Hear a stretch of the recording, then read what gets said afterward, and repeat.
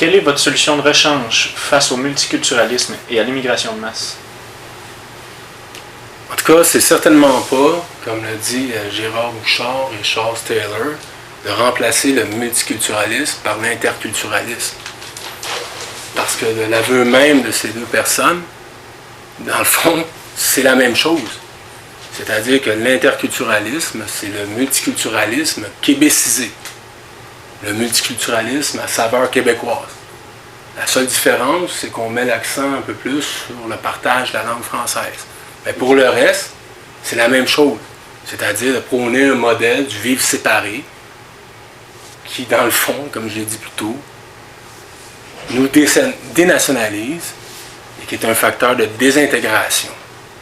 C'est loin d'être le vivre ensemble harmonieux, c'est plutôt le vivre séparé qui engendre des tensions interethniques, interreligieuses, qui bientôt, d'ailleurs c'est déjà commencé à Montréal, et même en banlieue de Montréal, qui bientôt va mener le Québec, à cause d'une migration massive combinée à ce phénomène-là, à un chaos social. En tout cas, certainement dans la région de Montréal. On a juste à regarder ce qui se passe en Europe, dans plusieurs villes, notamment en France, en Grande-Bretagne, en Allemagne, pour voir que ce modèle-là est complètement suicidaire sur le plan national. Donc, comme je l'ai dit plus tôt, il faut le remplacer par un modèle républicain assumé, et qui passe nécessairement, encore une fois, par l'indépendance nationale, la pleine maîtrise de notre destin.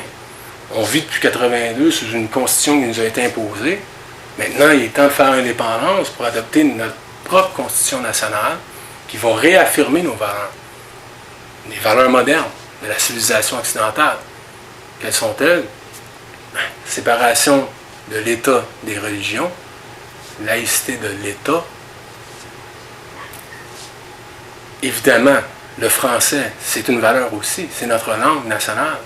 La Constitution républicaine va affirmer que le Québec est une république française mur à mur, c'est-à-dire dans tous les domaines de la vie nationale, que ce soit en éducation, en santé, etc. Une autre valeur moderne qu'on partage, c'est l'égalité homme-femme. On sait très bien qu'à la faveur de l'immigration massive, qui fait rentrer ici en moyenne 20 000 musulmans par année, on voit bien que cette valeur-là d'égalité homme-femme est remise en question par une branche de cette immigration musulmane, les islamistes. Les islamistes ne veulent rien savoir de l'égalité homme-femme. On a juste à regarder le traitement des femmes de leur part, imposition du voile islamique, et là je ne parle pas seulement que du niqab ou de la burqa, mais le hijab aussi, qui est un symbole politico-religieux, qui infériorise la femme. La vision de l'islam que ces gens-là ont, c'est écrit dans le Coran. C'est une femme qui est soumise à l'homme, à la volonté de l'homme. C'est un système d'infériorisation de la femme.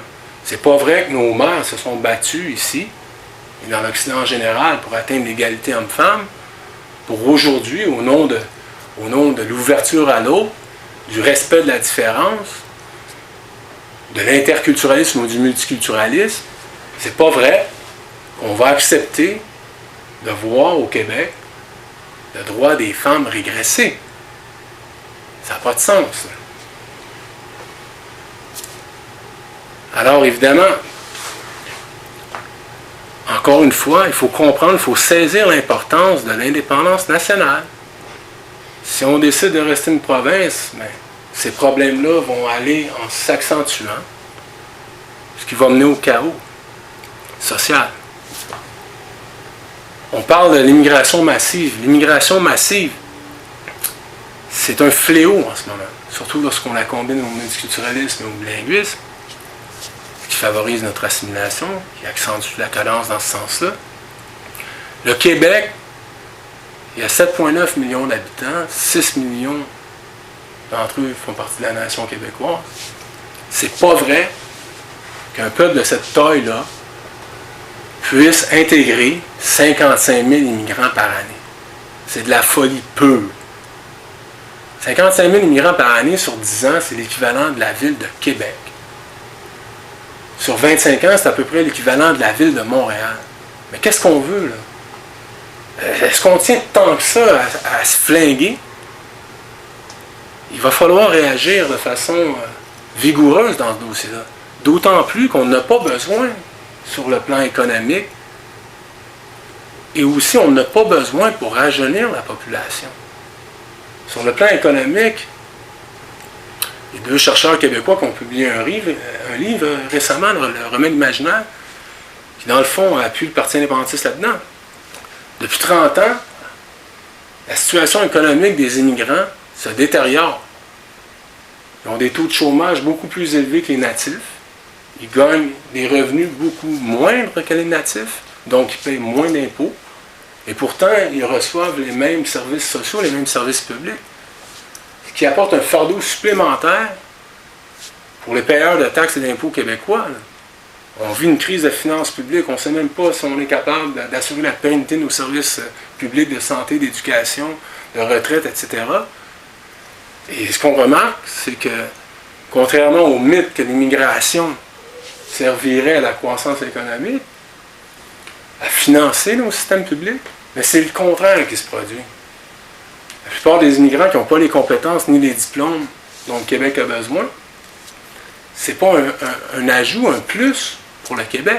C'est plutôt un fardeau supplémentaire sur l'ensemble des travailleurs québécois.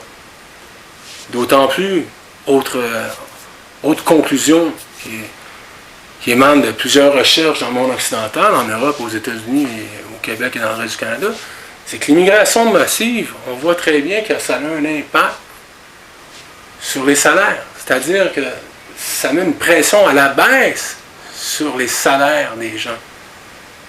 Pas pour rien, la classe moyenne, depuis 30 ans, est prise à la gorge. Là.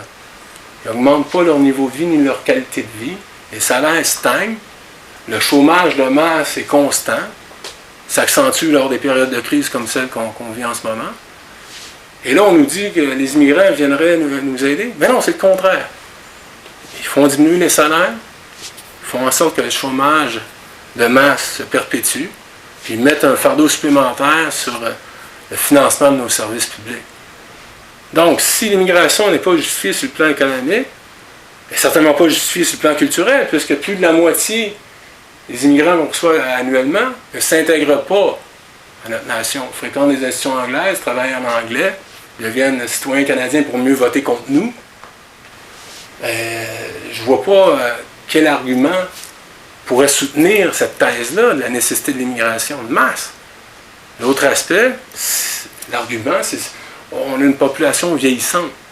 Donc, on a besoin de sang plus jeunes pour rajeunir la population. Mais encore une fois, les études, et les chercheurs québécois le concluent encore une fois dans le Remède imaginaire, ça a un impact zéro sur le rajeunissement de la population, ça. Il n'y a aucun effet positif sur la pyramide des âges, un effet quasi nul. De toute façon, le simple bon sens le dit, là, les immigrants vieillissent aussi vite que nous.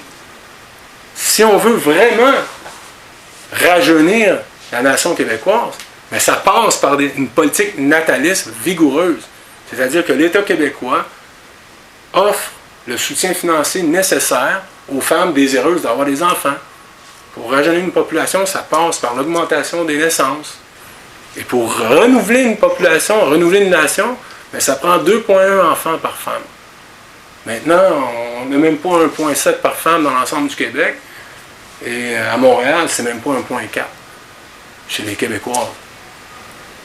Si on continue dans ce modèle-là, c'est l'assimilation garantie, puis l'appauvrissement garanti aussi. Alors nous, ce qu'on propose, c'est de réduire l'immigration à notre capacité d'accueil. Et même, on se pose la question maintenant, s'il n'est pas nécessaire d'adopter dès maintenant un moratoire pour faire le point sur ce fléau-là et d'adopter des politiques constructives qui vont profiter à l'ensemble de la nation dans le futur. C'est pas vrai qu'on peut se permettre d'avoir des taux de chômage pharaoniques chez les nouveaux arrivants, entretenir le chômage de masse, faire en sorte que la classe moyenne s'appauvrisse. Ça, là, c'est des ingrédients parfaits pour l'explosion sociale à Montréal, comme l'a vécu Paris, les banlieues de Paris, il y a quelques années. Alors il faut être sérieux, il faut être intelligent. Donnons-nous un pays. Adoptons une vraie politique d'immigration constructive. Faisons en sorte, de sélectionner des immigrants qui répondent aux réels besoins du marché du travail, c'est-à-dire dont les compétences et les diplômes correspondent aux besoins du marché du travail. 2, que tous les immigrants parlent français et partagent nos valeurs occidentales. C'est la seule façon d'assurer la cohésion nationale future et la paix sociale. Si on n'est pas prêt à faire ça, c'est le chaos garanti. Malheureusement, on voit tous les partis politiques confondus à l'Assemblée nationale continuer à nous vendre qu'on a besoin d'immigration pour des raisons de vieillissement de la population et de croissance économique. Ben c'est vraiment un comportement de traite pour certains d'entre eux. On sait que le Parti libéral est là pour nous rayer de la carte, qui croit au Canada. Mais pour les autres qui se disent nationalistes, on a vu de meilleurs nationalistes qu'eux. C'est vraiment une trahison des intérêts vitaux de la nation qui est en train de se produire. Et sur cette question-là, tous les partis politiques au Québec qui siègent à l'Assemblée nationale sont coupables.